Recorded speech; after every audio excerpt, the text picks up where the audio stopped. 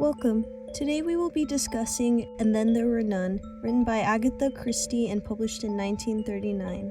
The novel is described as a mystery crime novel and is the world's best-selling mystery book with over 100 million copies sold. 8 people arrive on a small isolated island. They have each received an invitation from the hosts, Mr. and Mrs. Owens. They are welcomed by the housekeeper and butler, who tell them that the hosts have not yet arrived. In each of the rooms, there is a framed copy of an old rhyme, and in the dining room are 10 figurines. When the guests have eaten, a phonograph plays a recording that accuses each of them of committing a specific murder, prompting them to offer defense. All of the guests realize that they don't know the Owens, and one guest, Tony Marston, finishes his whiskey. He dies as the rest of the guests decide what to do, his drink being poisoned with cyanide. The party goes to bed as they are frightened, and in the morning, they discover that the housekeeper has died in her bed.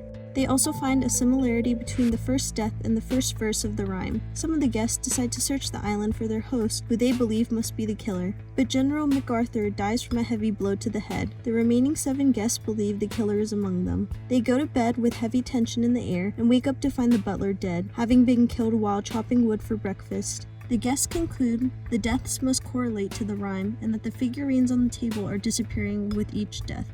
After breakfast, another guest, Emily Brent, sits alone at the table. She is then found dead, having been injected in the neck with poison. Wargrave decides to organize a search of everyone's belongings and sets aside anything that could be used as a weapon.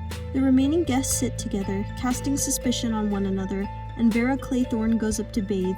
She screams, prompting Bloor, Lombard, and Armstrong to run up to help her. They go back down to see that Wargrave is dead, and Armstrong says he has been shot in the head. That night, Bloor hears footsteps and decides to investigate. He finds Armstrong gone, and they can't find him anywhere in the house. Another figure has been removed from the table. Vera, Lombard, and Armstrong go outside to stay safe from any other threats in the house, but Bloor goes back in for food. The two go back to the house when they hear a crash and see that someone has pushed a statue out of the window, killing Bloor. Vera and Lombard retreat to the shore and find Armstrong's drowned body. With the 2 remaining, Vera steals Lombard's gun and shoots him, believing him to be the killer. She enters her room to rest and finds a noose waiting for her. She feels a compulsion to enact the last line in the rhyme and hangs herself. When the police arrive and find the 10 bodies, they are puzzled by the deaths and can't completely figure out what happened. Later on, a bottle with a manuscript inside is found. Wargrave had written the manuscript and explained how he planned the murders. He had wanted to punish the guests since their crimes were unpunishable by the law, and Armstrong was also involved in helping him fake his death. He disposed of all the guests and Armstrong, and then planned to shoot himself so that his body would fall on the bed.